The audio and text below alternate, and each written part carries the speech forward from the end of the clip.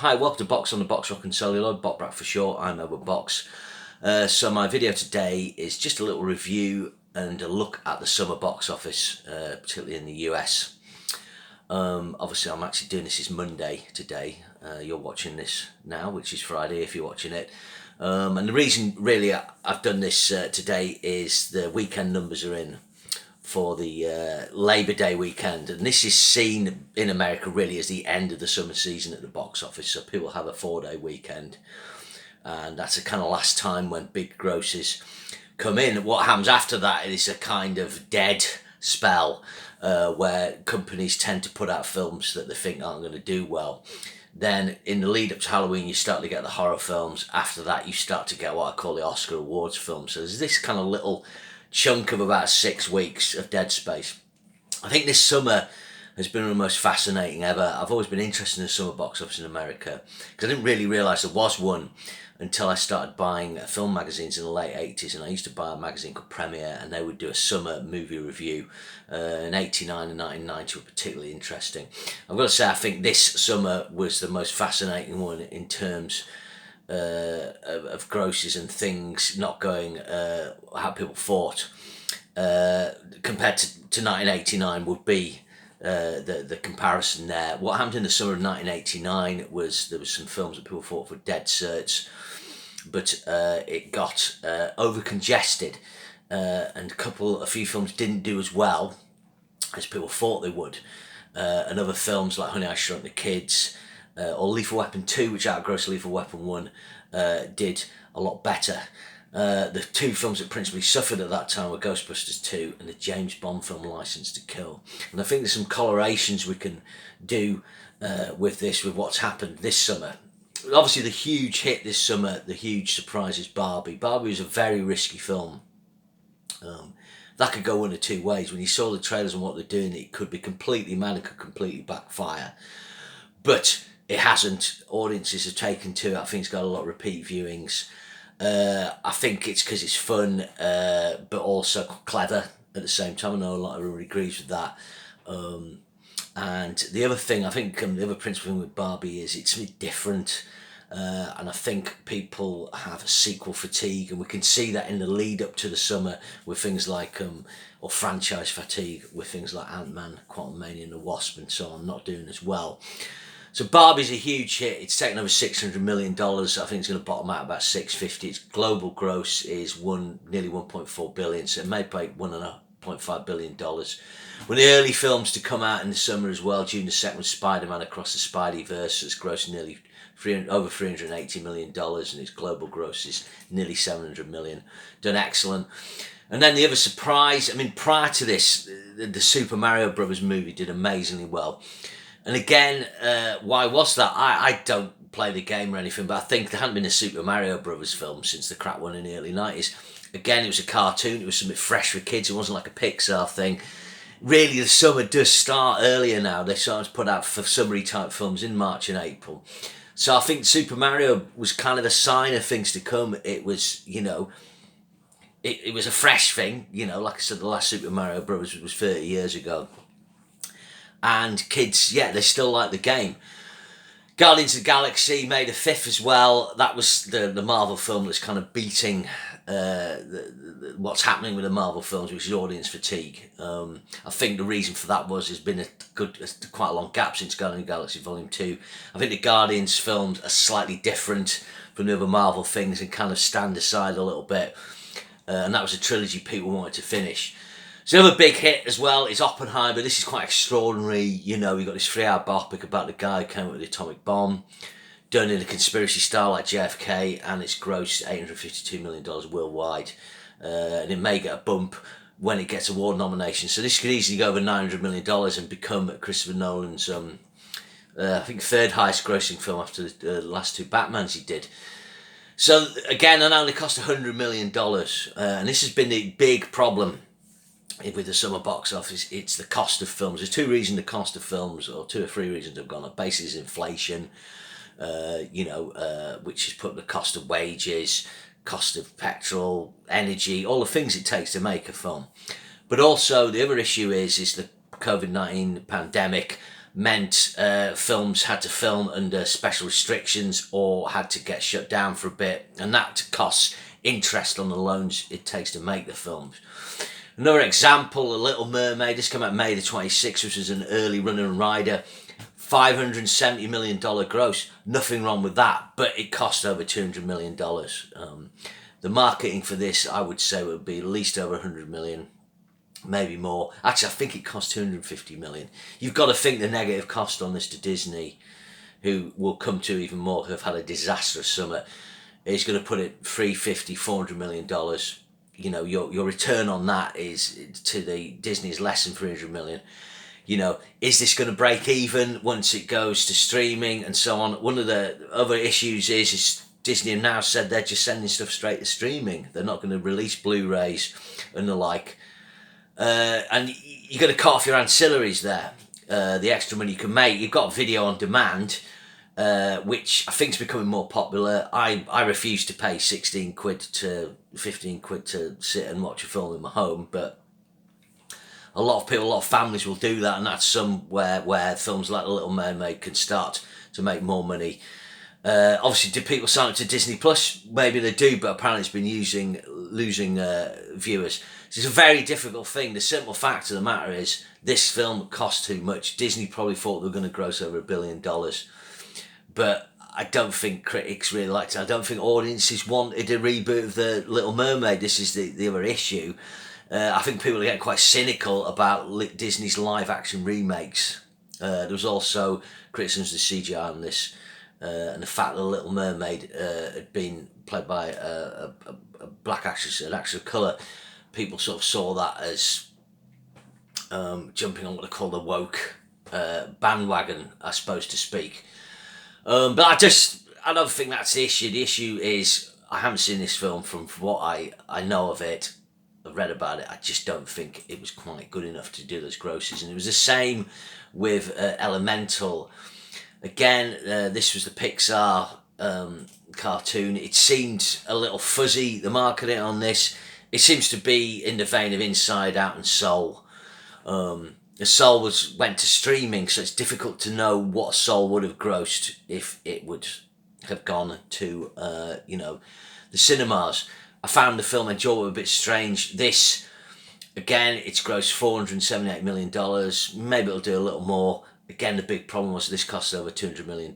You add in your marketing, it's like The Little Mermaid. This film, it will go straight to streaming. How's it going to turn a profit?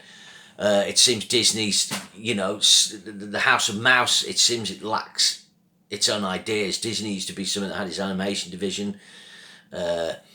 Did that. When that started to tank a bit, they brought in Jeffrey Katzenberg. They did great hand-drawn cartoons and made modern classics, like the original Lion King, Little Mermaid, Beauty and the Beast and so on. They also had Touchstone Pictures and maybe another division to do other films. Now they just seem to be buying up other properties, Marvel, Pixar, and of course LucasArts, which we'll come to in a bit. So that was another one that didn't do well. I just think there's animation fatigue. There was another film that flopped called, I forget the name, something Kraken. It was a DreamWorks, there's too much of the same kind of thing.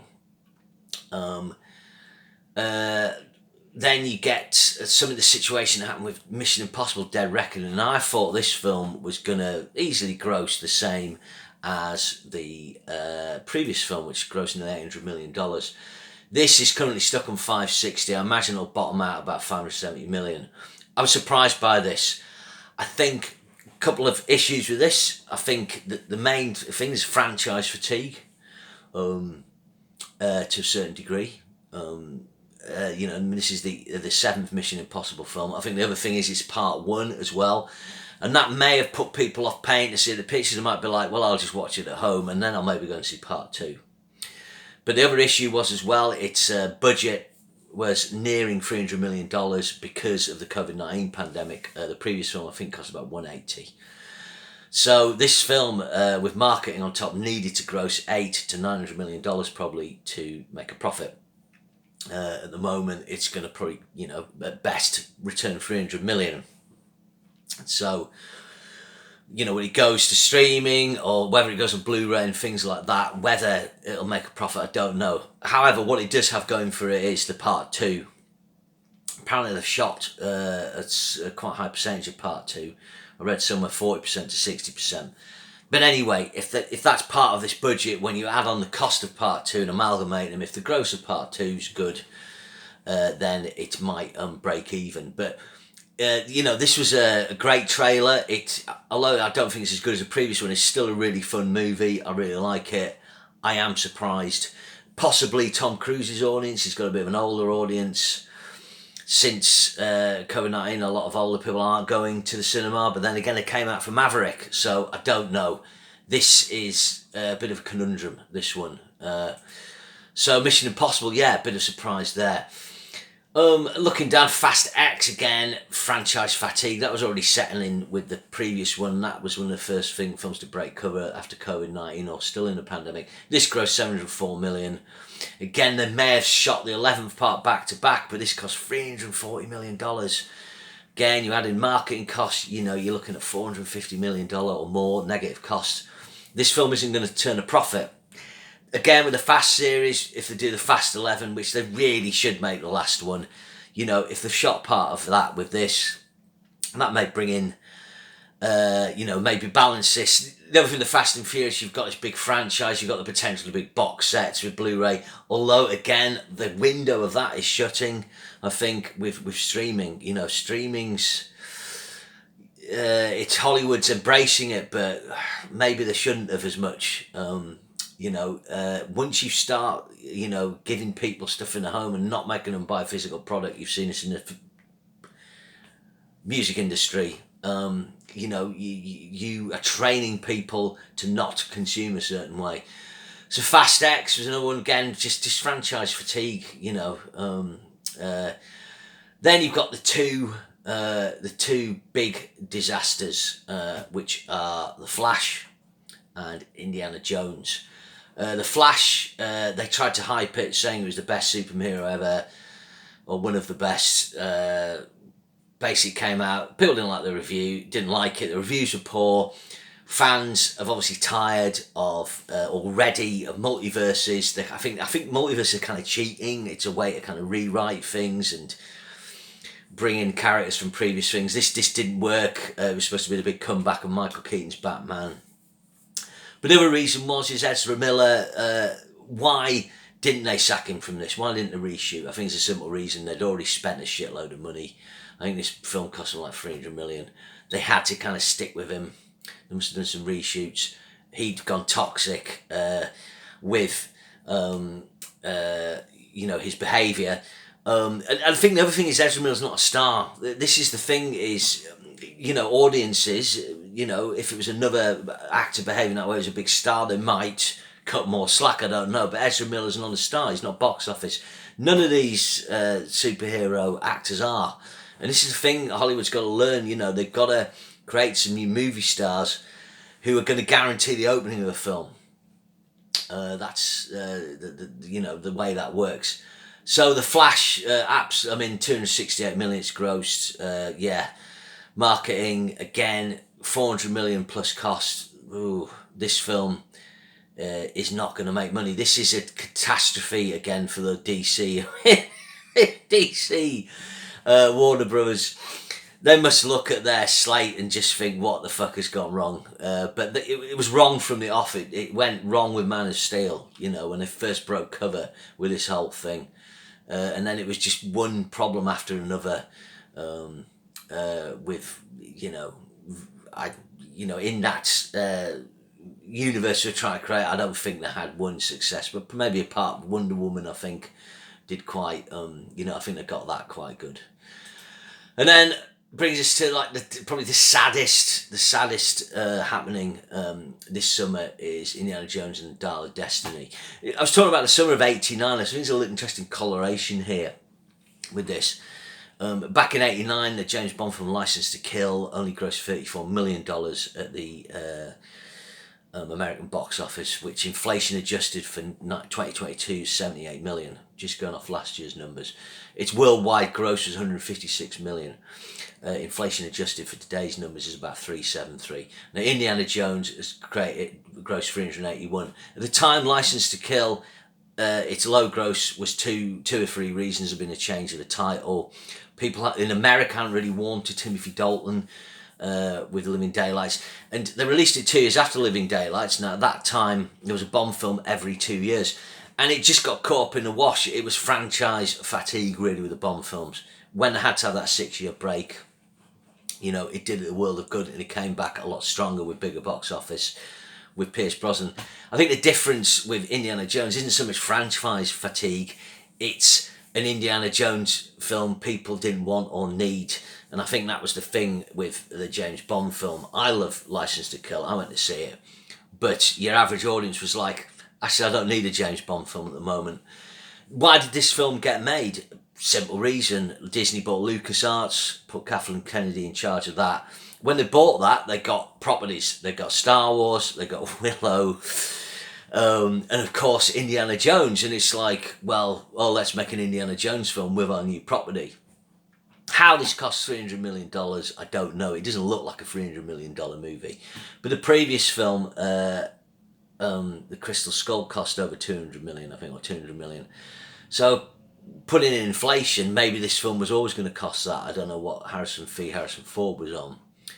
But the thing was, the people didn't like The Crystal Skull. Although it did well at the box office, there wasn't the goodwill there. And unfortunately, Indiana Jones in that time period, which is 16 years, it hasn't carried a new audience with it. And I think a lot of younger people would be like, oh, Indiana Jones, who's he? Yeah, I've seen that Raiders of the Lost Ark or something like that.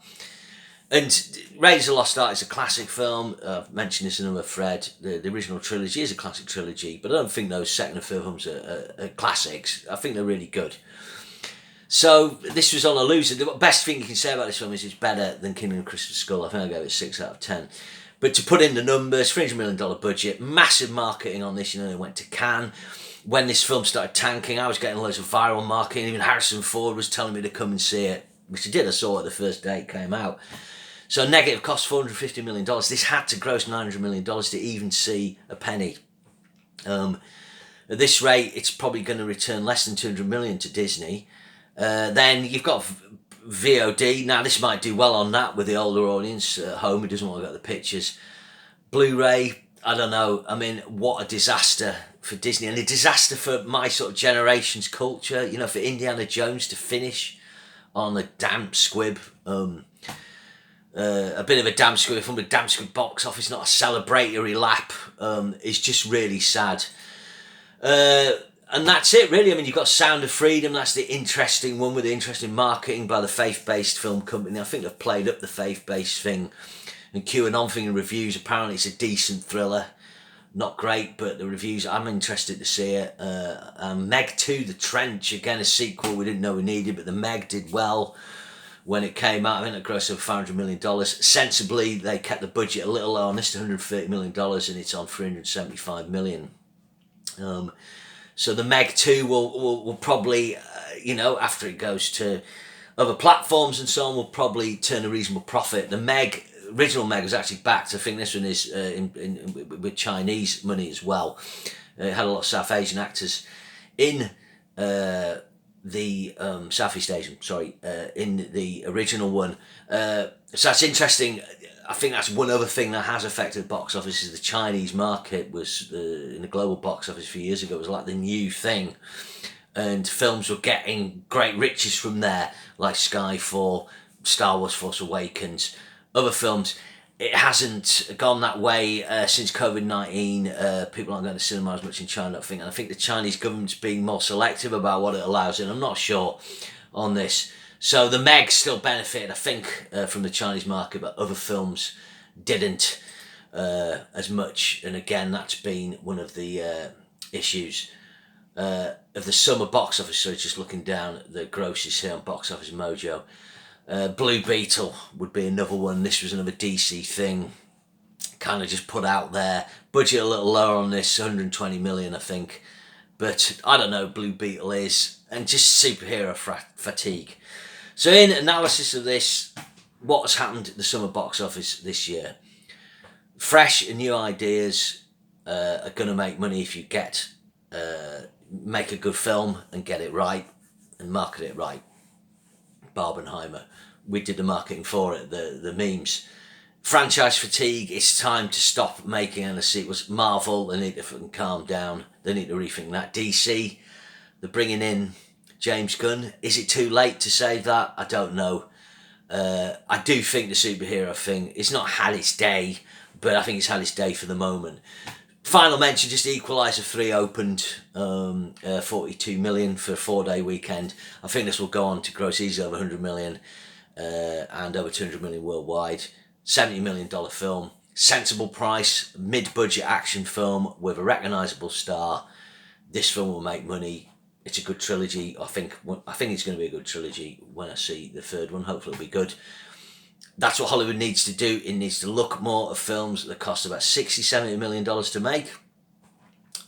It needs to look at not going to streaming so quickly and keeping its marketing reasonable. And then you will get mid-budget films that can turn a profit, if not on their box office gross, but when they go to other ancillaries. And that's what they need to do. But whether they will or not, I don't know. Okay, so that's my little summer review. I probably missed some stuff there. Maybe sorry if I did. Yeah, remember, share and subscribe. Hopefully see you again. Thanks very much.